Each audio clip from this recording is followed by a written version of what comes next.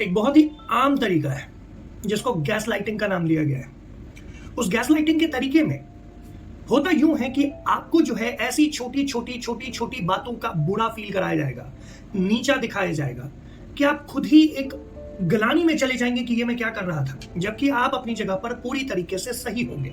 लेकिन फिर भी उस गैस लाइटिंग के कारण आप खुद में हीन भावना फील करने लग जाएंगे।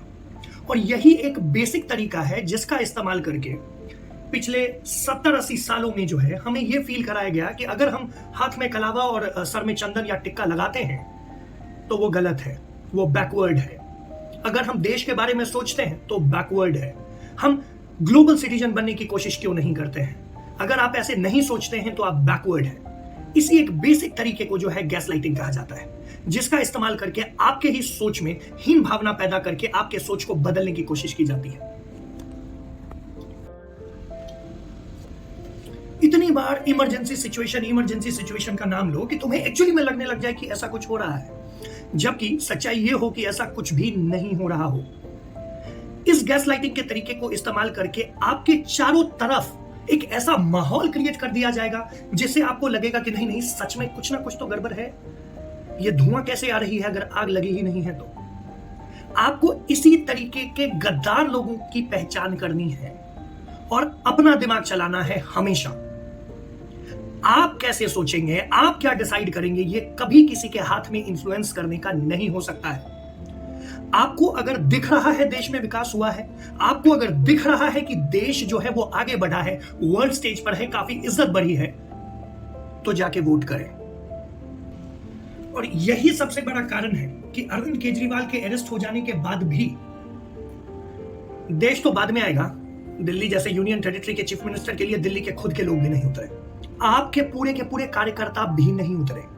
आपको और हमें यही समझना पड़ेगा कि एक छोटी सी चीज को कैसे बहुत बड़ा बना के दिखाया जा सकता है और आपको यह बताया जा सकता है कि देखो देश के साथ गलत हो रहा है। नहीं, देश के साथ गलत नहीं हो रहा है। जो अपने राह पर सही होते हैं उनको कितनी भी आप दिक्कतों का सामना करवा दो, वो कभी डिगेंगे नहीं, वो कभी आपसे हारेंगे नहीं। जेल में तो गांधी जी को भी डाला गया था, लाठी के डंडे से भगा ही दिया ना लास्ट में उन्होंने। ठीक है, उन्होंने अहिंसा नाम दिया उसको, बट नाक में तो दम कर ही दी, क्योंकि वो आदमी अपनी जगह सही था। और यही बात आपको और हमें समझना पड़ेगा, जो देश के लिए सही है वही हमेशा सही आपके लिए और हमारे लिए होगा। और इसीलिए देश में इतना विरोधाभास है। अगर देश में डिक्टेटरशिप होती तो विरोधाभास नहीं होता। इसीलिए आपको और हमें यह समझना पड़ेगा कि विरोध में जाना और गद्दारी करने में बहुत फर्क होता है। गद्दारी जैसे शब्द का मैं इसलिए इस्तेमाल कर रहा हूं क्योंकि जब आप अपने पॉइंट को सामने रखते हैं तो आप भूल जाते हैं कि देश का उस बात से नुकसान होगा।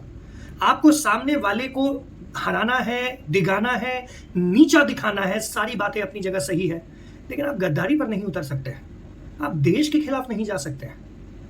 और इसीलिए एक लाइन ड्रॉ करना जरूरी है। इसीलिए फ्रीडम ऑफ स्पीच में जो है रेस्ट्रिक्शंस होने चाहिए ही नहीं, ऑलरेडी होते हैं।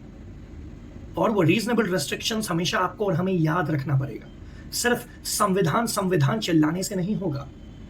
उस राइट ऑफ स्पीच को, फ्रीडम ऑफ स्पीच को रीजनेबल रेस्ट्रिक्शन के साथ इस्तेमाल करते हुए, देश के खिलाफ ना जाते हुए इस्तेमाल करना होगा।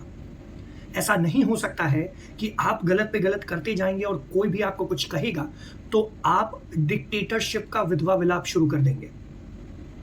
नमस्कार।